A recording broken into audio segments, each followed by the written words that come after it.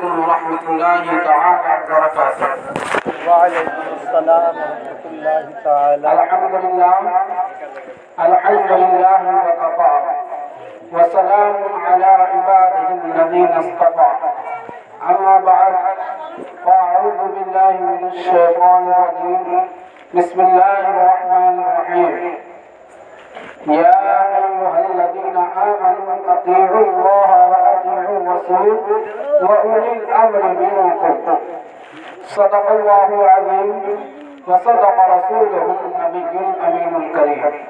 ونحن على ذلك لمن الشاهدين والشاكرين والحمد لله رب العالمين. حضرات محترم، آئیے سب سے پہلے ہم اور آپ آقائے نامدار، مدینے کے تاجدار، دونوں عالم کے مالک و مختار، ہم غریبوں کے غم گسار جناب احمد مصطفیٰ محمد مصطفیٰ صلی اللہ تعالی علیہ وسلم کی بارگاہ میں سلام جھوم جھوم کر درود پاک کا نذرانہ پیش کریں اور پڑھیں اللہم صلی علی سیدنا مولانا محمد الجود والکرم وآلہ وبارک وسلم صلاۃ و سلام علیک یا رسول اللہ صلی اللہ تعالی علیہ وسلم. حضرات محترم، اللہ کا بے پناہ شکر و احسان ہے، ہم اور آپ زیادہ دیر نہ صحیح تھوڑی دیر ہی علم دین حاصل کرنے کے لیے علم کی محفل میں حاضر ہیں. اللہ تعالی ہم سب کی حاضری قبول فرمائے. حضرات محترم، میں نے سوچا کہ کچھ علم کی افادیت و اہمیت پر قرآن و حدیث کی روشنی میں گفتگو کروں، اس لیے کہ ہمارے سماج میں جو بھی برائیاں جنم لے رہی ہیں اس کا اصل سبب کیا ہے؟ علم کی کمی. لا علمی کی بنیاد پر، کم علمی کی بنیاد پر آدمی نہ جانے کتنے گناہوں میں ملوث رہتا ہے اور اسے معلوم بھی نہیں ہوتا کہ ہم کیا گناہ کر رہے ہیں. یہاں تک کہ آدمی لا علمی کی بنیاد پر کلمہ کفر تک بک جاتا ہے اور اس کے ہاتھ سے ایمان بھی چلا جاتا ہے اور اسے اس کا پتہ بھی نہیں چلتا. تو اس لیے میں نے سوچا کہ کچھ علم کی افادیت و اہمیت پر قرآن و حدیث کی روشنی میں گفتگو کروں. ایک بار درود پاک پڑھیں اللہم صلی علی سیدنا مولانا محمد معدن الجود والکرم وآلہ وبارک وسلم صلاۃ و سلام علیک یا رسول اللہ صلی اللہ علیہ وسلم. آواز کلیئر ہے نا؟ بچوں حضرات محترم، میں نے خطبہ مسنونہ کے بعد جس آیت کریمہ کی تلاوت کی ہے اس میں اللہ رب العزت ارشاد فرماتا ہے یا ایھا الذین آمنوا اطیعوا اللہ واطیعوا الرسول واولی الامر منکم. یعنی اے ایمان والو، اللہ کی اطاعت کرو، اللہ کا حکم مانو، واطیعوا الرسول اور رسول کی اطاعت کرو، رسول کا حکم مانو.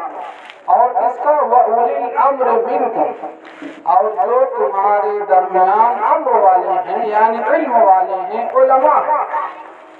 یعنی جس طرح اللہ نے حکم فرمایا کہ میری باتوں پر عمل کرو، میرے حکم کی پیروی کرو، میرے رسول کے حکم کی پیروی کرو، اسی کے ساتھ ساتھ یہ بھی فرمایا کہ علماء کی باتوں پر بھی عمل کرو. دوسری جگہ اللہ ارشاد فرماتا ہے والذین اوتوا یرفع اللہ الذین آمنوا منکم والذین اوتوا العلم درجات. اللہ تعالیٰ تمہارے درمیان ایمان والوں اور علم والوں کو درجوں بلند فرمائے گا. تو علم والے جو بات کہیں، جو بات آپ کو بتائیں، اس کو بھی ماننا فرض ہے. یہ قرآن کہہ رہا ہے. ہم اگر اپنی طرف سے کہیں تو آپ نہ مانیں، اس لیے کہ جو علم والا، جو عالم آپ سے کہتا ہے وہ اپنے باپ دادا کی ہسٹری نہیں سناتا کہ اس کے دادا یہ لکھ کر کے چلے گئے، اس کے پردادا یہ لکھ کر کے چلے گئے، اس کے باپ کا یہ رویہ رہا ہے. جو بھی عالم آپ کو بتاتا ہے اپنے گھر خاندان کی بات نہیں بتاتا، بلکہ وہ یہ اللہ کا فرمان سناتا ہے یا اس کے رسول کا فرمان سناتا ہے. اسی لیے اللہ نے قرآن مقدس میں فرما دیا کہ اللہ کی بھی بات مانو، رسول کی بھی بات مانو اور عالم کی بھی بات مانو. کیوں؟ کیونکہ عالم جو آپ کو بتائے گا وہ اللہ و رسول کا فرمان ہی سنائے گا، اس کے خلاف نہیں بتائے گا. قرآن مقدس میں اللہ تعالیٰ ارشاد فرماتا ہے آج ہم ایک دوسرے کی برابری کرنے کے چکر میں رہتے ہیں، وہ کیسے اس سے آگے بڑھ جائے میں اس سے برابر ہو جاتا ہوں، ہر کوئی دوسرے کی برابری کے چکر میں ہے، وہ اتنا پیسہ کما لیا میں بھی کماتا ہوں، میں کیسے اس سے پیچھے رہوں، اس نے مکان بنوا لیا میں بھی بنواتا ہوں، میں تو اس سے پیچھے رہوں، اس نے یہ پڑھائی کر لی میں بھی کر لیتا ہوں پھر پیچھے رہوں، یعنی ہر کوئی ایک دوسرے کی برابری کے چکر میں ہے۔ لیکن اللہ نے کیا فرمایا قل هل يستوي الذين يعلمون والذين لا يعلمون، اے محبوب آپ فرما دیجئے کیا علم والے اور بے علم برابر ہیں؟ کیا مطلب؟ یعنی علم والے اور بے علم والے کبھی بھی برابر ہو ہی نہیں سکتے۔ علم والا کروڑپتی ہو جائے ارب پتی ہو جائے نہ جانے کتنا بڑا بزنس مین ہو جائے جو غیر عالم ہے، عالم نہیں ہے، اس کے پاس کتنی بھی پراپرٹی ہو جائے لیکن وہ عالم کا مقابلہ نہیں کر سکتا۔ کیوں؟ کیونکہ جو دنیاوی دولت ہے وہ ختم ہو جانے والی فنا ہو جانے والی وہ نہیں رہ جانی، بس آنکھ بند ہوئی سب کس کا؟ دوسرے کا۔ کتنی بھی پراپرٹی بنا لیں، کتنا بھی تجارت کر لیں، کتنا بڑا بزنس مین چھوڑ دیں، سب کیا ہے؟ سب آنکھ بند ہوئی سب برابر۔ تو یہ اللہ فرماتا علم والے اور بے علم والے برابر نہیں ہو سکتے۔ مال تو دنیاوی چیز ہے، مال آنے جانے والی چیز ہے، آج ہے کل نہیں ہے۔ آپ دیکھتے ہی ہوں گے سماج میں کسی کے پاس کچھ نہیں رہتا ہے، تھوڑا سا دھندا شروع کرتا ہے، کاروبار شروع کرتا ہے، کہاں سے کہاں پہنچ جاتا ہے، کتنا مالدار ہو جاتا ہے، کتنا دولت مند ہو جاتا ہے، اور جنہیں اللہ نے نوازا ہے کروڑپتی ارب پتی ہوتے ہوئے وہ بھی قرضدار ہوتے ہوئے نظر آتے ہیں۔ کیوں؟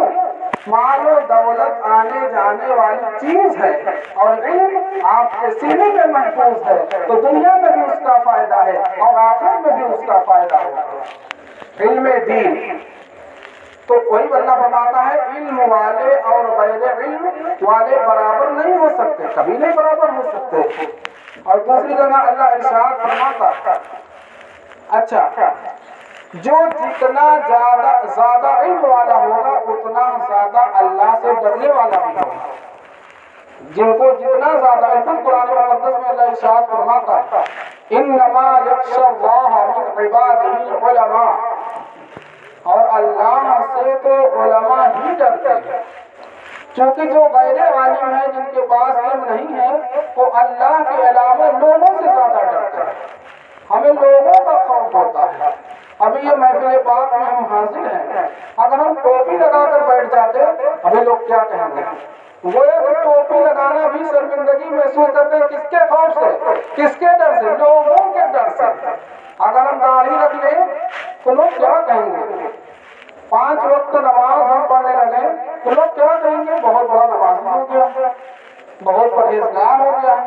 ہم لوگوں سے ڈرتے ہیں، اللہ سے نہیں۔ اگر اللہ سے ڈرتے تو ایک وقت بھی نماز قضا نہ ہوتی، اذان ہوتی ہم مسجد پہنچتے، روزہ کا مہینہ آتا رمضان میں پورے روزے رکھتے۔ تو جب ہم لوگوں سے ڈرتے ہیں اسی وجہ سے اللہ کی عبادت سے دور ہیں، تو اسی لیے اللہ نے فرمایا کہ اللہ سے جو ڈرتے ہیں علماء ہی ڈرتے ہیں، علم والے ہی ڈرتے ہیں، اور جو اللہ سے ڈرتے ہیں انہیں کیا انعام ملتا ہے؟ خود قرآن مقدس میں اللہ ارشاد فرماتا ہے آج ہم چکر میں رہتے ہیں یہ ہم سے راضی ہو جائیں، وہ ہم سے راضی ہو جائیں، وہ راضی ہو جائیں، رشتے دار کو راضی کر لیں، گھر والوں کو راضی کر لیں، برابردار کو راضی کر لیں، ایک دوسرے کو راضی کر لیں، لیکن اصل کامیابی کیا ہے؟ کہ ہم سے ہمارا رب راضی ہو جائے۔ زندگی کی کمائی تو تب وصول ہے جب ہم سے ہمارا رب راضی ہو جائے، اور خود اللہ ارشاد فرماتا ہے رب کس سے راضی ہے؟ قرآن مقدس اعلان فرما رہا ہے رضی اللہ عنہم ورضوا عنہ، اللہ ان سے راضی اور وہ اللہ سے راضی۔ یہ فضیلت کس کی ہے؟ ذالک لمن خشی ربہ، یہ اس کے لیے ہے جو اپنے رب سے ڈرتا ہے، جو اپنے رب سے ڈرتا ہے اللہ اس سے راضی اور اللہ سے راضی۔ اب سوال پیدا ہوتا ڈرتا کون ہے؟ خود قرآن مقدس میں انما یخشی اللہ من عبادہ العلماء، اللہ سے تو علم والے ہی ڈرتے ہیں۔ پتا چلا جو علم والے اللہ سے ڈرتے ہیں تو ان کا انعام کیا ہے کہ اللہ ان سے راضی اور اللہ سے راضی ہے، گویا کہ جنت اس کے لیے کلیئر۔ جب رب راضی ہو گیا تو جنت میں جانا کنفرم۔ تو علم والے ہی اللہ سے ڈرتے ہیں۔ اور آقا کریم صلی اللہ علیہ وسلم ارشاد فرماتے ہیں اغد عالما او متعلما او مستمعا او محبا ولا تكن الخامس فتهلك او كما قال، یعنی کہ یا تو تم عالم بنو، یا اگر عالم نہیں بن سکے تو متعلم بنو، متعلم علم سیکھنے والا بنو۔ نمبر 3، یا علم کی محفل میں بیٹھنے والا، علماء کی باتیں سننے والا بنو۔ اگر یہ بھی نہیں کر سکے، عالم بھی نہیں بن سکے، متعلم بھی نہیں بن سکے، آپ کو اتنا موقع بھی میسر نہیں آیا کہ عالم دین کی محفل میں بیٹھ کر علم دین سیکھیں، علماء کی صحبت اختیار کریں، چوتھا کیا بننا؟ او محبن، تو علماء سے محبت کرنے والا بنو۔ ولا تکن الخامس، پانچواں نہ بننا ورنہ ہلاک ہو جاؤ گے، یعنی کہ پانچواں بنو گے تو ہلاک ہو جاؤ گے۔ آپ عالم بھی نہیں بن سکے، متعلم بھی نہیں بن سکے، اور علماء کی صحبت میں بھی بیٹھ نہیں سکے، تو کم سے کم علماء سے محبت کرنے والا ضرور بنو۔ اس کے علاوہ اگر پانچواں کوئی راستہ اختیار کرو گے تو ہلاک ہو جاؤ گے۔ لیکن ہمارا کیا حال ہے؟ ہم سب سے زیادہ علماء پر ہی تنقید کرتے نظر آتے ہیں، اپنا گریبان نہیں جھانکتے، اپنا اعمال نہیں دیکھتے، اپنے اعمال کا محاسبہ نہیں کرتے، ساری جو ہے ذمہ داری علماء پر۔ عالم لوگ کو ایسے بتانا چاہیے، عالم کو یہ کرنا چاہیے، عالم کو یہ کرنا چاہیے۔ اگر ہم علماء کی صحبت میں نہیں بیٹھ سکتے تو کم سے کم ان سے محبت کرنے والا بنے، اور ان پہ تنقید کرو گے تو سن لو آقا کا فرمان کیا ہوگا؟ ہلاک ہو جاؤ گے۔ اب اگر آپ عالم نہیں بن سکے، متعلم بھی نہیں بن سکے، تو آپ عالم کی مدد کرنے والا ہی بن جاؤ، متعلم کی مدد کرنے والا ہی بن جاؤ۔ مثال کے طور پر آپ کے ہاں مدرسہ چل رہا، بچے حفظ پڑھ رہے ہیں، عالم بن رہے ہیں، آپ اس میں کچھ اپنی گاہی کمائی کا، حلال کمائی کا کچھ لے جا کے اس میں دے دیجئے۔ جب تک وہ بچے آپ کا 1 روپیہ بھی لگا رہے گا مدرسے میں، آپ کو اس کا ثواب ملتا رہے گا۔ یہ میں اپنی طرف سے نہیں کر رہا ہوں، خود آقا کریم صلی اللہ علیہ وسلم ارشاد فرماتے ہیں اذا مات الانسان انقطع عمله الا من 3 او من صدقة جارية او علم ينتفع به او ولد صالح يدعو له او كما قال، یعنی کہ جب انسان مر جاتا ہے تو اس کے سارے اعمال ختم ہو جاتے ہیں۔ جب تک آدمی زندہ ہے، نماز پڑھ رہا ہے، روزہ رکھ رہا ہے، صدقہ و خیرات کر رہا ہے، نیکیاں کر رہا ہے، تو اس کے نام اعمال میں نیکیوں کا اضافہ ہوتا رہتا ہے۔ لیکن جب آدمی مر گیا تو اب وہ کچھ نہیں کر سکتا، اب اس کے اعمال تو ختم ہو گئے۔ لیکن 3 اعمال اس کے ایسے ہیں جو مرنے کے بعد بھی جاری رہتے ہیں۔ وہ کون سے 3 اعمال ہیں؟ او من صدقة جاریہ، صدقہ جاریہ، یعنی ایسا صدقہ جس کو جاری رکھ کر، جس کو باقی رکھ کر اس سے فائدہ اٹھایا جائے۔ آپ نے مسجد بنوا دی، آپ نے مدرسہ بنوا دیا، آپ نے مدرسے کی کوئی ضرورت تھی قرآن رکھوا دیا، اور بھی قرآن کی بات آ گئی، اگر کسی کا انتقال ہوتا ہے تو سیدھے ایک قرآن مدرسے میں پہنچ جاتا ہے فوراً۔ حالانکہ ضرورت ہے مدرسے میں، مسجد میں قرآن کی نہیں، آپ کسی بھی مسجد میں جائیں اتنی پیٹیاں ملتی ہیں قرآن کی کہ مسجد کی کمیٹی والے پریشان ہو جاتے ہیں اس کو رکھتے کہاں۔ وجہ کیا ہے؟ قرآن رکھو ثواب ملنا جاری ہے۔ تو قرآن ہی نہیں، مسجد کی جو بھی ضروریات ہے، مسجد میں ضرورت ہے ٹنکی لگوانے کی، نل لگوانے کی، فرش بچھوانے کی، چٹائی بچھوانے کی، پنکھا لگانے کی، جب بھی آپ کو کوئی ایصال ثواب کرنا ہو، کسی کا انتقال ہو، انتقال ہی بھی تو ہمیں سوچتا ہے کہ لاؤ کچھ اللہ کی راہ میں دے دیں۔ پہلے تو نہیں سمجھ میں آتا، جب انتقال ہوتا ہے تب ہمیں سمجھ میں آتا ہے کچھ اللہ کی راہ میں بھی دینا چاہیے۔ خیر اچھی بات ہے، جب جاگو تب سویرا، لیکن اس جاگنے سے پہلے مدرسے میں یا مسجد میں جا کر معائنہ کر لیں، حالات کا جائزہ لے لیں، مسجد کے ذمہ دار سے مل لیں، مدرسے کا جو محترم ہے اس سے مل لیں کہ ہم اپنے فلاں دادا کی طرف سے، دادی کی طرف سے، فلاں کی طرف سے کچھ اصلاحی ثواب کرنا چاہتے ہیں، مدرسے میں کس چیز کی ضرورت ہے؟ اب جو انتظام کرے وہ خود بتائے گا، جیسے ہمارے پاس تو قرآن بہت ہے، کیوں کہ قرآن سبھی کو دیتے ہیں، وہ جانتے ہیں قرآن ہی دینا ثواب ہے، ایسا نہیں۔ جو چیز کی ضرورت ہے مدرسے میں آپ کو دے دیجیے، جب تک وہ باقی رہے گا قیامت تک اس کا آپ کو ثواب ملتا رہے گا۔ لہٰذا میں گزارش کروں گا جب بھی کسی کو اصلاحی ثواب کرنا ہو، ہاں غریبوں کی مدد کرنا ہو، کسی کو کپڑا پہنا دینا ہو، کسی مریض کی مدد کر دینا ہو، علاج کے لیے پیسے دینا یہ الگ بات ہے، لیکن آپ کو مدرسے یا مسجد میں دینا ہے تو ایک بار ضرور رابطہ کر لیں تاکہ آپ کے اچھا یہ بھی ہے کہ جس چیز کی ضرورت ہے آپ وہ دیں تو اس میں آپ کو زیادہ ثواب ملے گا۔ مثال کے طور پر مجھے بھوک لگی ہے شدت کی، اب آپ مجھے کھانا کھلائیں گے تو میری روح خوش ہوگی نا۔ اب مجھے بھوک لگی اتنی تیز کی، آپ مجھے کپڑے پہ کپڑا پہنائے جا رہے ہیں، کپڑا دیے جا رہے ہیں، حضرت یہ بھی لے لیجیے، یہ بھی لے لیجیے، پسند کر لیجیے، تو کیا وہ کپڑا مجھے پسند آئے گا؟ نہیں آئے گا نا۔ جس چیز کی ضرورت ہے جب آپ وہ دیں گے تو ہماری روح خوش ہوگی۔ بالکل اسی طرح جس چیز کی ضرورت ہے جب آپ وہ دیں گے، مدرسے میں اس کی ضرورت تھی، آپ نے وہ چیز دے دی، اب طلبہ اس سے فائدہ اٹھا رہے ہیں، اس سے ان کی روح خوش ہو رہی ہے، تو اس سے آپ کو بھی ثواب ملے گا، اور آپ کے مرحومین جن کے لیے آپ نے اصلاحی ثواب کیا ان کو بھی ثواب ملے گا۔ تو یہ میں نے ضمناً عرض کر دی کہ جب بھی دیں تو رابطہ کرتے تھے۔ تو پہلی چیز کیا ہے؟ صدقہ جاریہ۔ انسان جب مر جاتا ہے تو سارے اعمال ختم، صرف باقی کیا رہتا ہے؟ 3 صدقہ جاریہ۔ اس پہ میں نے مختصر روشنی ڈالی۔ نمبر 2 ایسا علم او علم ينتفع به، ایسا علم جس سے فائدہ اٹھایا جائے۔ اب کون سا علم؟ آپ نے اپنے کسی بچے کو حافظ قرآن بنا دیا، آپ نے اپنے کسی بچے کو عالم دین بنا دیا، اب وہ حافظ قرآن بنا، لوگوں کو بھی حافظ بنا رہا ہے، لوگوں کو بھی قرآن کی تعلیم دے رہا ہے، لوگوں کو تجوید سے قرآن پڑھنا سکھا رہا ہے، خود اس کی بھی نماز درست ہو رہی ہے، خود لوگوں کی بھی نماز درست ہو رہی ہے۔ اب جتنا زیادہ وہ سکھاتا جائے گا لوگ اس سے سیکھتے جائیں گے، سیکھتے جائیں گے، جتنے لوگ سیکھتے جائیں گے سب کا ثواب آپ کو ملتا جائے گا، اور اس کے ساتھ ساتھ آپ کو ملنے کے ساتھ ساتھ آپ نے جس مرحوم کے اصلاحی ثواب کے لیے اس حافظ کے لیے حافظ کو تیار کیا ہے اس سے بھی آپ کو اس کا ثواب ملتا رہے گا۔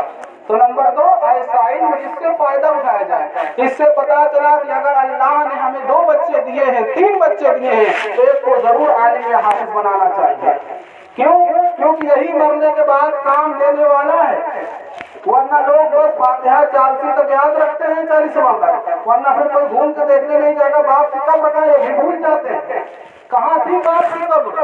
یہاں تک کہ باپ کا جنازہ موجود ہوتا ہے، بچے کو دعا تک نہیں یاد ہوتی، مغفرت کی دعا کر دے۔ کیا ساری ذمہ داری مدرسے ہی کی ہے؟ جب تک مدرسے کا طالب علم نہ آئے، عالم نہ آئے، تب تک مغفرت نہیں ہو پاتی۔ کیوں؟ یہ تو آپ کا فرض تھا نا، اللہ نے آپ کو اولاد دی تھی، آپ نے کیا بنایا؟ ایسی چیز پڑھائی، ایسا ہنر سکھایا جس سے نوٹ چھاپنے والی مشین بنے۔ یہی نا ہمارا نظریہ ہے کہ حافظ بنا دیں گے کیا کمائے گا؟ ارے بھوکا مر جائے گا۔ آپ نگاہ اٹھا کے کوئی حافظ عالم بھوکا مر رہا ہے، اچھی طرح زندگی گزارتے ہیں، کم کماتے ہیں، خوشحال رہتے ہیں، سکون سے رہتے ہیں۔ 50,000 مہینہ کمانے والا بھی سکون سے نہیں رہتا، کروڑوں کا بجلی سے رات میں نیند نہیں آتی، کہیں یہاں نہ غبن ہو جائے، کہیں وہاں نہ ڈاکہ پڑ جائے، کہیں یہ نہ چوری ہو جائے، کہیں وہ نہ چوری ہو جائے، کروڑوں کا مالک بھی نیند نہیں آ پاتی۔ لیکن ایک حافظ ہے، ایک عالم دین ہے، قرآن کی تلاوت کرتا ہے، درود پاک پڑھتا ہے، علم دین سیکھتا ہے، لوگوں کو علم دین سکھاتا ہے، لوگوں کو مسائل بتاتا ہے، لوگوں کو راہ راست پر لاتا ہے، لوگوں کو برائیوں سے منع کرتا ہے، تو اللہ تعالیٰ اسے انعام دیتا ہے، کم کماتے ہوئے، کم پیسہ ہوتے ہوئے بھی وہ ایک خوشحال زندگی گزارتا ہے۔ جو علم دین حاصل کرتا اللہ، ہاں جو اور یہ بھی آقا کریم صلی اللہ علیہ وسلم نے ارشاد فرمایا، جو علم حاصل کرتا ہے اس کا رزق اللہ کے ذمہ کرم پر ہوتا ہے۔ آپ اپنے بچے کو حافظ قرآن، عالم دین کی راہ میں وقف کر کے دیکھ لیجئے، اللہ کا ذمہ ہے، اس کا رزق اللہ کے ذمے میں ہے، عزت کی زندگی گزارے گا، کم کمائے گا لیکن خوشحال رہے گا، اور آپ کے مرنے کے بعد بھی آپ کے نامہ اعمال میں نیکیوں کا اضافہ ہوتا رہے گا۔ روایت میں آتا ہے کہ بندے کو قبر میں رکھا جائے گا، گناہوں کے ساتھ رکھا جائے گا، بہت سارے گناہوں کے ساتھ ہوگا، لیکن جب وہ قبر سے اٹھے گا تو سارے گناہ اس کے ختم ہو چکے ہوں گے۔ عرض کرے گا اے میرے مولا کس سبب سے میرے گناہوں کا خاتمہ ہو گیا؟ تو بتایا جائے گا یہ تیرے بچے کے سبب، جو تیرے بچے نے تیرے لیے دعائیں مغفرت کی ہے، تیرے مرنے کے بعد لوگوں کو راہ راست پر لایا ہے، لوگوں کو نیکیوں کی دعوت دی ہے، برائیوں سے منع کیا ہے، لوگوں کو راہ راست پر پہنچایا ہے، اس کی برکت سے اللہ نے تمہارے گناہوں کو بخش دیا۔ سبحان اللہ سبحان اللہ سبحان اللہ۔ تو ایسا علم جس سے نفع اٹھایا جائے، او ولد صالح یدعو لہ، یا ایسا لڑکا جو اس کے لیے دعا کرے۔ اب کون سا لڑکا باپ کے مرنے کے بعد دعا کرے گا؟ جو علم دین سے آراستہ ہوگا وہی دعا کرے گا، جو علم دین سے دور ہوگا وہ تو بس یہی انتظار کرے گا، بس آنکھ بند ہو تجوری کی چابی آئے۔ ابھی باپ بستر پہ چارپائی میں موجود ہے، پلاننگ ہو رہی ہوتی ہے، یہ والا گھر تم لینا، یہ والا تم لینا، لڑائی شروع ہو چکی ہوتی ہے، ابھی باپ مرا بھی نہیں۔ جب باپ مرے گا تب جا کے آپ حقدار ہوں گے، تب جا کے ورثہ ہوتا ہے۔ باپ کے مرنے سے پہلے انہیں یہ نہیں فکر ہے لائیے والد کے بعد سورہ یاسین شریف کی تلاوت کر دیں، کلمہ شریف پڑھ دیں تاکہ روح نکلنے میں آسانی ہو جائے۔ نہیں، جلدی مرے اپنی پراپرٹی ہو، یہی نہ ہوتا ہے۔ یہ کس کا ذہن ہوتا ہے؟ جو علم دین سے دور ہوتے ہیں، لیکن جن کی اولاد عالم ہوتی ہے، حافظ ہوتی ہے، وہ مرنے کے وقت اپنے والد کے پاس سورہ یاسین شریف کی تلاوت کرتے ہوئے آپ کو ملے گی، کلمہ شریف قبول کرتے ہوئے ملے گی، تاکہ آخری وقت آپ کلمہ سنیں تو آپ کی زبان پہ بھی کلمہ جاری ہو جائے اور اللہ آپ کی مغفرت فرما دے۔ آمین آمین۔ تو تین چیزیں ہیں، کون کون؟ صدقہ جاریہ، ایسا علم جس سے نفع اٹھایا جائے، اور ایسی اولاد جو دعا کرتی رہے آپ کے لیے۔ مرنے کے بعد یہی تین چیزیں باقی رہیں گی اور کچھ بھی باقی نہیں رہے گا۔ آدمی کہتا رہتا ہے میرا مال میرا مال میرا مال، اسی لیے یہی نہ جھگڑا رہتا ہے، میرا مال میرا مال میرا مال۔ حالانکہ حدیث پاک میں آتا ہے آدمی کا مال صرف تین ہے۔ کیا کہا؟ نمبر ایک، جو کھا لیا ہضم کر دیا، کہتے نا یار کھایا پیا ساتھ، اس پہ تو ہم بہت سختی سے عمل کرتے ہیں، یار کھاؤ پیو کھایا پیا ساتھ۔ تو جو کھا لیا وہ اپنا ہے، جو پہن کر بوسیدہ کر دیا وہ اپنا ہے، یا اپنے کپڑا پہن لیا وہ اپنا ہے۔ نمبر تین، جو اللہ کی راہ میں خرچ کر دیا وہ اپنا ہے۔ تین کے علاوہ چوتھا ہمارا کچھ نہیں ہے۔ کیوں؟ جو بھی چھوٹے کا وقت کا تھوڑی ہے، وہ آپ کے ورثہ کا ہے، اولاد کا ہے۔ تو لہذا ہمیں چاہیے، اللہ نے آج ہمیں زندگی دی ہے، آج ہم کماتے ہیں، رزق حلال کماتے ہیں، محنت مزدوری کرتے ہیں۔ یہ نہیں ضروری ہے کہ آپ صدقہ و خیرات 1000 میں کریں، 100 میں کریں۔ اگر آپ روزانہ 200 روپیہ کماتے ہیں تو نیت کریں کم سے کم ہم 10 روپیہ ہی صحیح اللہ کی راہ میں ضرور خرچ کریں گے۔ 200 روپیہ اگر کماتے ہیں تو یہ نیت کریں کم سے کم 10 روپیہ ضرور اللہ کی راہ میں خرچ کریں۔ کیوں؟ کیونکہ ہم نے پورا دن جو کمایا وہ اپنے لیے کمایا، بچوں کے لیے کمایا، تو کچھ آخرت کی بھی تو تیاری کرنی ہے، وہاں بھی تو کچھ ہمیں لے کر کے جانا ہے۔ اور جب ہم روزانہ 10 روپیہ دیتے جائیں گے، سب ایڈ ہوتا جائے گا، سب اکٹھا ہوتا جائے گا، کل میدان محشر میں سب ہمیں مل جائے گا۔ اس سے اچھا سودا کیا ہو سکتا ہے؟ لہٰذا ہمیں چاہیے ہم جس حیثیت کے ہیں۔ اب کچھ لوگ کہتے ہیں زیادہ کماتے ہی نہیں، اب کیا بڑے لوگ صدقہ کریں، جو مالدار ہیں وہ تو اور نہیں کرنا چاہتے، وہ تو اللہ نے زکوٰۃ کا نظام ایسا بنا دیا ہے ان کو مجبوراً نکالنا پڑتا ہے، اپنے باپ کا 1 روپیہ نہیں دیں گے۔ بلکہ جو سال بھر ایک عام آدمی تو نفلی صدقہ بھی کر دیتا ہے، 100-200 دے دیتا ہے، وہ کیا کرتے ہیں رجسٹر پر لکھتے رہتے ہیں، 100 روپیہ دیا لکھ لیا، 200 روپیہ دیا لکھ دیا، رمضان میں سب حساب کر دیتے ہیں، زکوٰۃ میں سب جڑ جاتا ہے، سب زکوٰۃ میں جڑتا ہے۔ تو یہ آپ نہ خوش رہے ہیں، جن کے پاس بہت دولت ہے وہی صدقہ کر سکتے ہیں۔ ارے آپ 1 روپیہ دیں، خلوص سے دیں، اللہ نے قبول کر لیا تو ہمارا بیڑا پار ہے۔ ہمیں چاہیے کہ ہم جو بھی کمائیں، جتنا کمائیں، اس میں صدقہ و خیرات کرتے رہیں۔ یہ تو بات آگے میں نے زندہ نہ کیا، ورنہ میرا موضوع آج صرف اور صرف علم کی حفاظت و اہمیت بتانا ہے، تاکہ ہم علم کے قریب آئیں۔ آقا کریم صلی اللہ علیہ وسلم نے ارشاد فرمایا، العلم نور، علم روشنی۔ روشنی کا کیا مطلب؟ रोशनी को आप हल्के में नहीं ले सकते। रोशनी के बगैर आदमी की जिंदगी गुजारना मुश्किल हो जाएगा। अभी लाइट जल रही, रोशनी बुझा दी जाए, अंधेरा हो जाए, आप यहाँ से वहाँ नहीं हो सकते। गोया कि आप एक कदम भी रोशनी के बगैर नहीं चल सकते। तो आका ने फरमाया इल्म रोशनी है, तो जिस तरह आप रोशनी के बगैर एक कदम नहीं चल सकते, इसी तरह इल्म के बगैर भी एक कदम नहीं चल सकते।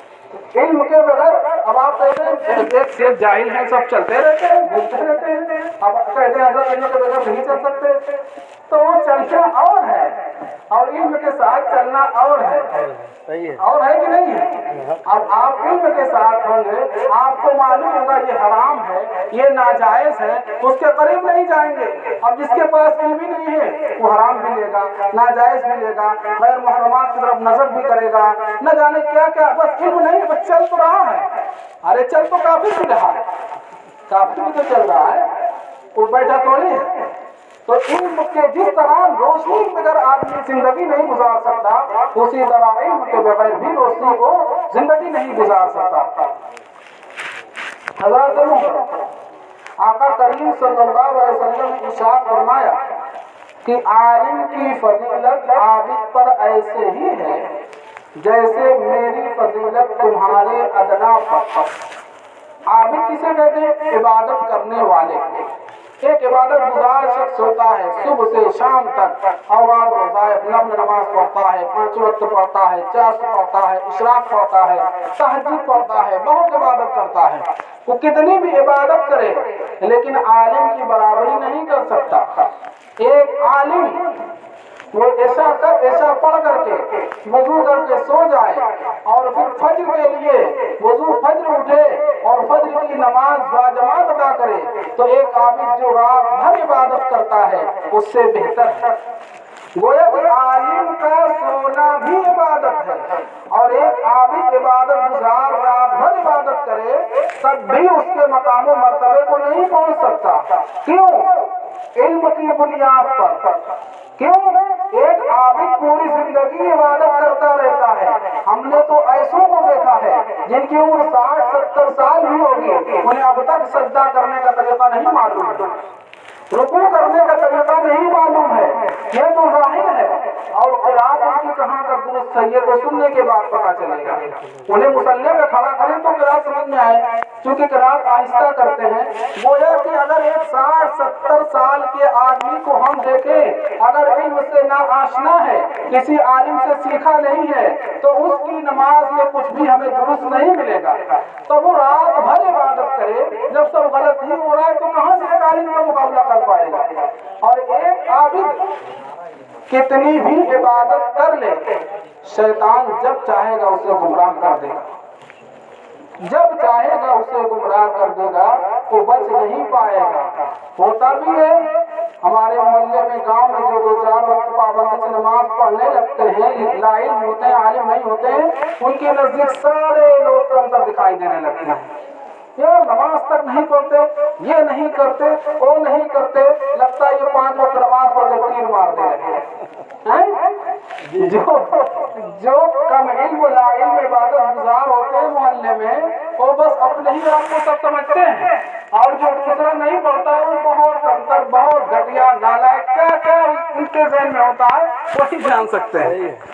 तो ऐसा क्यों? इल्म ना होने की बुनियाद पर एक आलिम होता है, एक हाफिज होता है, 5 वक्त की नमाज की पाबंदी से पढ़ता है, बुराइयों से भी बचता है, नेकियां करता है, जितनी उसकी वसअत होती है सदका व खैरात भी करता है, लेकिन वो हमेशा अपने आप को गुनाहगार ही साबित करता है। क्या बताएं, गुनाहगार आदमी हैं, हम खताकार हैं, हम सियाकार हैं, ये किसकी ज़बानी होती है? एक आलिम की ज़बानी होती है। किसी आलिम से आप ये नहीं अपने आप को सुनेंगे मैं बहुत बड़ा मुत्तकी आदमी हूँ, बहुत बड़ा परहेजगार आदमी हूँ, कभी किसी आलिम की ज़बान से आप नहीं सुनेंगे। आलिम अपने आप को जब रहेगा बंदे नाचीज़, हक़ीर, फ़क़ीर, गुनाहगार, खताकार, इस तरह अपने आप को याद करेगा। लेकिन एक आबिद साहब तो समझो कि वो 5 वक्त नमाज पढ़ रहे हैं तो बस सारे लोग कमतर ही दिखाई देते हैं। तो इसीलिए आका ने फरमाया कि एक आबिद, एक आलिम 1000 आबिद पर भारी है। 1000 عبادت کرنے والوں کو آپ کھڑا کر دیجئے، ایک طرف ایک عالم ہو تب بھی ان سب پر بھاری ہے۔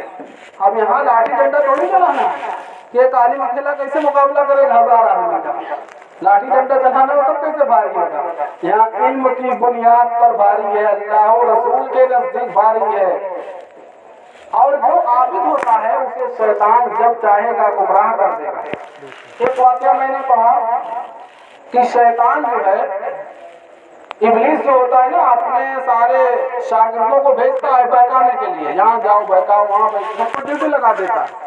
تو ایک شیطان آتا ہے فجر کے وقت، بالکل جماعت کا وقت ہو رہا ہوتا ہے، ایک عابد صاحب نماز کے لیے جا رہے ہوتے ہیں، تو شیطان ایک شیشی لے کر کے آتا ہے، شیشی لے کر کے آتا ہے اور اس سے کہتا ہے اے تھوڑا سا مسئلہ بتا دیجیے، بولتا ہے جلدی بتاؤ نماز کا وقت ہو رہا ہے، دیر ہو رہی ہے، جلدی بتاؤ۔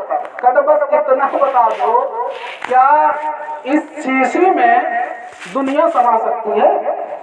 عابد صاحب کہتے ہیں، بہادر گزار کہتے ہیں کیسے اس شیشے میں آپ پوری دنیا آ سکتی ہے؟ کیا سوال کرتے ہو ہی نہیں سکتا۔ اب ایک عابد تھے، عالم نہیں تھے، اللہ کی قدرت پہ انہیں یقین نہیں تھا۔ ارے اللہ چاہے سوئی کے ناکے میں ایک دنیا کیا کروڑوں دنیا سما دے، اللہ تو ہر شے کا قادر ہے نا، لیکن وہ ان کے نزدیک تو علم نہیں تھا۔ وہ سوچے اتنی بڑی شیشی کیسے دنیا آئے گی، ہو گیا کام، گمراہ کر لے گا۔ پھر ایک عالم کے پاس پہنچا، یہی شیشی لے کر کے ایک مسئلہ بتا دیجیے، کہنے جلدی بتاؤ نماز کا وقت ہو رہا ہے۔ تو کہتا ہے کہ کیا اس شیشی میں پوری دنیا سما سکتی ہے؟ تو کہتے ہیں مردود تو شیطان معلوم ہوتا، ارے ایک دنیا کی کیا بات ہے، ایک شیشے کی کیا بات ہے، اللہ اگر چاہے تو سوئی کے ناکے میں کروڑوں دنیا سما سکتا ہے، سبحان اللہ، سبحان کروڑوں دنیا سما سکتا ہے۔ تو یہ ہے اللہ کی قدرت۔ اللہ کی قدرت پر ہماری نظر کب ہوگی؟ جب ہمیں علم ہوگا، جب ہمیں علم ہوگا تب ہمیں اللہ کی قدرت، اللہ کی وحدانیت پر ہماری نظر ہوگی، تو ہم گمراہ نہیں ہو پائیں گے۔ ہم جو بھی عبادت کریں گے وہ شریعت کی روشنی میں کریں گے۔ ہم مثال کے طور پہ سجدے میں جانا ہے تو 3 انگلی کا لگنا فرض ہے، دونوں پیر کی 3 انگلی کا لگنا واجب ہے، اور واجب اگر چھوٹ جائے تو نماز کو دوہرانا واجب ہوتا ہے، یعنی دوبارہ پڑھنا ہوتا ہے۔ اب کتنے حضرات سجدے میں جاتے ہیں تو 1 انگلی، کسی کی 2 انگلی، اور 3 انگلی کا پیٹ لگنا واجب ہے، اسے کھڑی نہیں، پیٹ یہ لگنا واجب ہے۔ اب آپ کبھی بھی نگاہ کے اٹھا کے دیکھ لیں کہ جو 20 سال سے نماز پڑھ رہے ہیں ان کا بھی سجدہ صحیح نہیں ہوگا، کیوں؟ خالی علم کی کمی کی بنیاد پر، اور ہم سیکھتے بھی نہیں ہیں۔ آقا کریم صلی اللہ علیہ وسلم نے ارشاد فرمایا طلب العلم فریضۃ علی کل مسلم او مسلمہ او کما قال، یعنی علم حاصل کرنا ہر مسلمان مرد و عورت پر فرض ہے۔ علم کتنا حاصل کرنا؟ ایک آدمی نے کلمہ پڑھ کر اسلام قبول کیا، یعنی کلمہ پڑھ کر داخل اسلام ہوا، تو اب اس پر فرض ہو گیا کہ اللہ کی وحدانیت کا علم، اللہ کی قدرت کا علم، آقا کریم صلی اللہ علیہ وسلم کی نبوت اور رسالت کا علم سیکھنا اس پر فرض ہو گیا۔ مسلمان ہوتے ہی اب جب نماز کا وقت آیا، اب نماز فرض ہوئی، اب نماز کے واجبات، فرائض، جو چیزیں نماز میں واجب فرض ہے سب کا سیکھنا فرض ہو گیا۔ اب رمضان کا مہینہ آیا، اب روزے کے تمام مسائل کا اسے سیکھنا فرض ہو گیا۔ اللہ نے اسے نوازا، وہ صاحب نصاب ہوا، زکوٰۃ نکالنے لائق ہوا، تو اب اس پر زکوٰۃ کے مسائل کا سیکھنا فرض ہو گیا۔ اللہ نے اسے اور نوازا، اسے حج کی استطاعت ہوئی، وہ حج کرنے کے لائق ہوا، تب اس پر حج کے مسائل کو سیکھنا فرض ہو گیا۔ یعنی جو آپ کی طرف عبادات متوجہ ہوں گی اسی طرح آپ پر علم حاصل کرنا بھی فرض ہوگا۔ ساری ذمہ داری عالم ہی کی نہیں ہے کہ وہ بلا کر آپ کو پکڑ کر بتائیں، آپ پر فرض ہے۔ آپ اسلام لائے، عالم کا کام کیا ہے؟ وما علینا الا البلاغ، صرف پہنچا دینا، ہمارا کام کیا ہے؟ ہم آپ تک پہنچا دیں، آپ کو بتا دیں۔ اب قبول کرنا، عمل کرنا آپ کا کام ہے۔ خود اللہ نے قرآن مقدس میں ارشاد فرمایا یا ایھا الرسول بلغ ما انزل الیک من ربک، اے رسول آپ پہنچا دیجئے جو آپ کے پاس آپ کے رب کی طرف سے اتارا گیا۔ रसूल का काम क्या है? तबलीग कर देना, अपने रब के अहकाम को पहुंचा देना, इतना है। और उलमा क्या है? आका करीम सल्लल्लाहु अलैहि वसल्लम इरशाद फरमाते हैं, अल उलमाउ वरसतुल अंबिया, उलमा अंबिया के वारिस हैं। यानी जो काम रसूल का था, अंबिया का था, पहुंचा देना, वही काम उलमा का भी है कि वो आप तक शरीयत के मसाइल को पहुंचा दें। अब आपका काम है उस पर अमल करना। तो आलिम का जो काम है वो तो कर रहे हैं, और तो तस्नीफ के जरिए, तहरीर के जरिए, तकरीर के जरिए आपको अल्लाह और रसूल का फरमान सुना रहे हैं। लेकिन शर्त है कि आप एक्सेप्ट करें, कबूल करें, उस पर अमल करें। ये आपकी जिम्मेदारी है।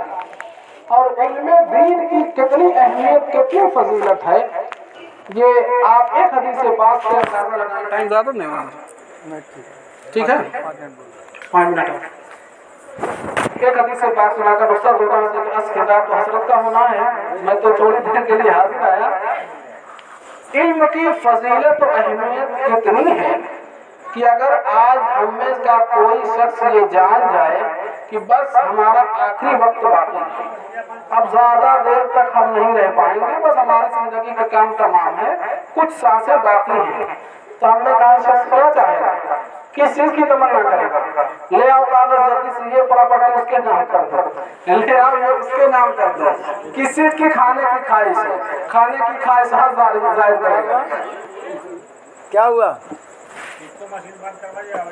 बस 2 मिनट, फिर अभी सही हो जाता है। एक बार उन्होंने पकड़ा, आखिरी हदीस से बात सुना लो, फिर उसके बाद जब हजरत आएंगे फिर सही हो जाएगा। तो मैं अर्ज कर रहा था कि अगर आदमी का आखिरी वक्त बचे तो क्या करेगा? कागज ले आओ, ये प्रॉपर्टी उसके नाम कर दे, ये मरने के बाद उठे करे, ये उसके नाम कर दे। और खाने की ख्वाहिश क्या है? खाने की ख्वाहिश जाहिर करेगा, ले आओ बर्गर ले आओ, चाउमीन ले आओ, जो जो चीजें होंगी वो पिज्जा ले आओ, वो अपनी ख्वाहिश जाहिर करेगा। क्यों? तो आखिरी वक्त बाकी है। लेकिन आका करीम सल्लल्लाहु अलैहि वसल्लम की बारगाह में आप इल्मे दीन की फजीलत का पता इस हदीस से पास से लगाएं। आका करीम सल्लल्लाहु अलैहि वसल्लम की बारगाह में एक सहाबी रसूल हाजिर थे। उतने में जिब्रील अलैहिस्सलाम हाजिर हुए और अर्ज किया, या रसूल अल्लाह, इस शख्स की जिंदगी का बहुत मुख्तसर वक्त बाकी है, चंद ही मिनटों में इनकी रूह कब्ज कर ली जाएगी। तो आका करीम सल्लल्लाहु अलैहि वसल्लम ने अपने सहाबी से फरमाया, ऐ शख्स, तुम्हारी उम्र थोड़ी देर बाकी है। तो अर्ज करता है, या रसूल अल्लाह, इस मुख्तसर से वक्त में मैं कौन सा अमल करूं, कौन सा काम करूं जो अल्लाह को पसंद हो? तो आका करीम सल्लल्लाहु अलैहि वसल्लम इरशाद फरमाते हैं, ये नहीं फरमाया नमाज पढ़ने में लग जाओ, सदका करने लग जाओ, रोजे से हो जाओ, नेकियां और भी ये कर लो, ये नहीं। क्या फरमाया? इल्मे दीन हासिल करने में लग जाओ। क्या फरमाया? इल्मे दीन हासिल करने में लग जाओ। उसके बाद वो इल्मे दीन हासिल करने में लग गए और उनकी रूह कब्ज कर ली गई। पता चला कि आखिरी वक्त में जो सबसे अहम चीज आका ने इरशाद फरमाया, इल्मे दीन हासिल करना, इल्मे दीन हासिल करने में लग जाओ। गोया कि सबसे ज्यादा अहम हमारे नजदीक इल्मे दीन का हासिल करना है। अब लोग समझते हैं कि इल्मे दीन कब हासिल करें? उम्र होती है, एक वक्त होता है। तो इस्लाम में इल्म हासिल करने की कोई उम्र नहीं। आका करीम सल्लल्लाहु अलैहि वसल्लम ने इरशाद फरमाया, यानी इल्म हासिल करो माँ की गोद से लेकर कब्र की कोठरी तक। इल्म हासिल करने की कोई कैद नहीं है। और माँ की गोद बच्चे की पहली दरगाह है। अब बच्चे सुनकर करने से ज्यादा देख कर अमल करते हैं। अब अगर माँ नमाज पढ़ने वाली है तो बच्चा भी नमाज पढ़ने वाला होगा। माँ कुरान पढ़ने वाली है तो बच्चा भी कुरान पढ़ने वाला होगा। माँ अगर रोजा रखने वाली है तो बच्चा भी रोजा रखने वाला होगा। माँ के अखलाक अच्छे हैं, माँ बापर्दा रहती है, पर्दे का एहतमाम करती है, तो माँ की गोद में जो बच्ची है वो भी पर्दे का एहतमाम करेगी। माँ बाजार में नहीं घूमती है तो बच्ची भी बाजार में नहीं घूमेगी। अब अगर माँ सीरियल देखती है तो बच्चा भी सीरियल देखेगा। माँ अगर बगैर पर्दा घूमती है तो बच्ची भी बगैर पर्दा घूमेगी। माँ अगर गैर अखलाकाना रवैया पेश करती है तो बच्चा या बच्ची वो भी गैर अखलाकाना रवैया पेश करेगा। इसलिए कि बच्चे सुन करके करने से बजाय देख कर ज्यादा अमल करते हैं। आप अपने बच्चे से कहते रही, बेटा नमाज पढ़ने जाओ, बेटा नमाज पढ़ने जाओ, बेटा रोजाना कुरान पढ़ लिया करो। वो कुरान नहीं पढ़ेगा, नमाज नहीं पढ़ेगा, क्यों? लेकिन आप अगर वही एक काम कहने के बजाय आप खुद नमाज पढ़ने चले जाए, बच्चा आपके पीछे पीछे नमाज पढ़ता जाएगा। जो माए घरों में नमाज पढ़ती है आप इसका मुशाहदा करें, माँ मुसल्ले बिछा कर नमाज पढ़ती है तो बगल में बच्चा या बच्ची भी नमाज पढ़ने लगता है। अगर माँ कुरान पढ़ती है तो बच्चा भी कुरान पढ़ने लगता है। अब इसका उल्टा भी ले लें, माँ अगर सीरियल देखती है, माँ फिल्म देखती है तो बच्चा भी फिल्म देखता है। माँ अगर बगैर पर्दा रहती है तो बच्चे भी बगैर पर्दा रहती है। लिहाजा हमें चाहिए, अगर हम चाहते हैं कि शुरू ही से हमारे बच्चे के अंदर इल्म दीन का तरफ हो, इल्म दीन का शौक हो, तो हमें सबसे पहले दीनदार माँ का इंतखाब करना होगा। माँ जैसी होगी वैसा ही उसकी गोद में पलने वाला बच्चा भी होगा, वो जैसा। इसलिए आका करीम सल्लल्लाहु अलैहि वसल्लम ने इरशाद फरमाया कि दीनदार औरतों से शादी करो, दीनदार औरतों से शादी करोगे तो तुम कामयाब हो जाओगे। जब तुम कामयाब होगे तुम्हारे बच्चा जो होगा, तुम्हारा बच्चा उसकी गोद में जो पलेगा वो नेकियां करने वाला होगा, वो आलिम बनेगा, वो हाफिज बनेगा, बुराइयों से बचने वाला बनेगा, तो आपके जिंदा रहने पर भी आपकी नेक नामी का सबब बनेगा और आपके दुनिया से चले जाने के बाद भी आपके लिए इसाले सवाब करता हुआ नजर आएगा, आपकी नेक नामी का सबब बनेगा। आप तो दुनिया से चले जाएंगे फिर भी आपका नाम नेक नामी से याद किया जाएगा। फला शख्स तो दुनिया से चला गया लेकिन देखो एक अच्छा काम करके गया है, अपने बेटे को आलिम दीन बना कर गया है, अपने बेटे को हाफिज कुरान बना कर गया है, बहुत अच्छे अखलाक से पेश करता है। तो अगर हम चाहते हैं दुनिया में भी हमारी नेक नामी हो और मरने के बाद भी हमारा नेक नाम हो, हम दुनिया में भी खुशहाल रहें और आखिरत में भी हमारे नाम आमाल में इजाफा होता रहे, तो हमें सबसे पहले नेक माँ का इंतखाब करना होगा और अपने बच्चों की बेहतरीन परवरिश करनी होगी और बच्चों को दीनदार बनाना होगा। अगर हम अपने बच्चों को दीनदार बनाते हैं तो हमारी दुनिया भी कामयाब होगी, हमारी आखिरत भी कामयाब होगी। अल्लाह की बारगाह में दुआ है कि हम सबको इल्म दीन हासिल करने और उलमा की कदर करने की तौफीक अता फरमाए। अस्तगफिरुल्लाह रब्बी मिन कुल्लि ज़ंबिन व अतूबु इलैह। अस्सलामु अलैकुम व रहमतुल्लाहि व बरकातुहू।